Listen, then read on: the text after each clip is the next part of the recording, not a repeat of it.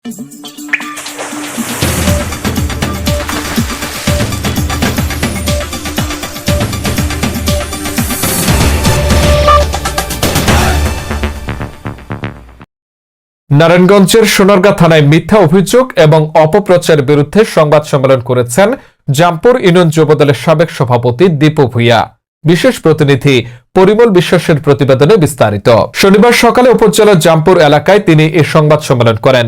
সংবাদ সম্মেলনে দীপু ভূঁইয়া উল্লেখ করেন, ফেসিবাদ আওয়ামী লীগ সরকারের কিছু দোসর এবং ভূমিদস্যুরা একত্রিত হয়ে তার নামে স্থানীয় থানায় মালামাল লুটপাট এবং চাঁদাবাজির একটি মিথ্যা অভিযোগ দায়ের করেছে।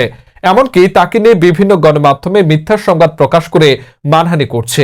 প্রকৃতপক্ষে তিনি উক্ত ঘটনার সাথে জড়িত নন।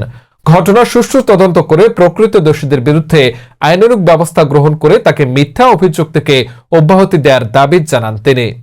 আমি একটা মিথ্যা আমাদের বিরুদ্ধে আমি এমদাদুল দীপু, মুসা, আশরাফ এদের বিরুদ্ধে আমাদের বিরুদ্ধে একটা মিথ্যা অভিযোগ হয়েছে সোনারগাঁ থানায়।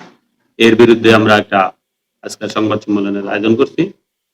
কিছুদিন পূর্বে একজন কুখ্যাত সন্ত্রাসী এই আনোয়ার, যিনি মিজান সন্ত্রাসী চেয়ারম্যান মিজানের ব্যবসায়িক পার্টনার, আর যুবলীগ নেতা যিনি ছাত্র বৈষম্য আন্দোলনের সময় কাশপুর আপনার ককলেট বোমা পিস্তল দিয়ে গুলি করছে ছাত্র ঘরে, সেই আউয়াল রূপগঞ্জের বা মাসাবাড়ি, আর হলো এখানকার আওয়ামী লীগ নেতা শহীদুল্লাহ মেম্বার, এই ওয়ার্ডের শহীদুল্লাহ মেম্বার আমাদের বিরুদ্ধে একটা মিথ্যা অভিযোগ করছে সোনারগাঁ থানায়। এবং কুখ্যাত সন্ত্রাসী আনোয়ার একটা সংবাদ সম্মেলন করছে আমাদের বিরুদ্ধে, যে বলছে যে আমরা নাকি ওনার কাছ থেকে 25 লাখ 30 লাখ টাকা চাঁদা চাইছি।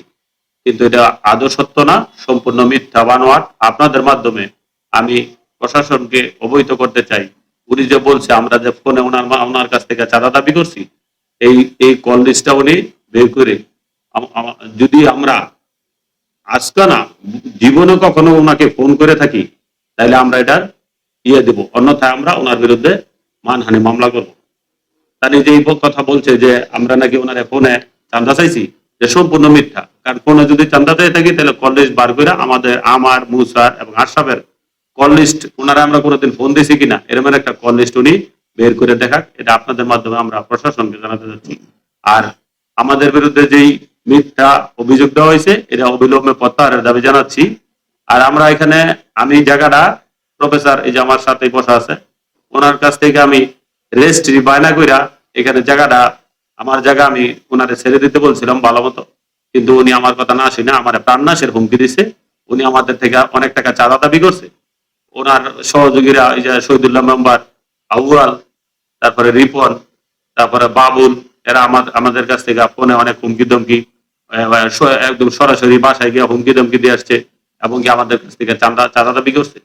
কিন্তু এটা আমাদের বিরুদ্ধে যেই কথাটা বলছে এটা আপনাদের মাধ্যমে আমি বারবার বলতেছি যে উনি কল লিস্টটা বার করে এটার একটা সুষ্ঠু তদন্ত করুক এবং এর সঠিক ফয়সালা দিক, অন্যথায় আমরা ওনার বিরুদ্ধে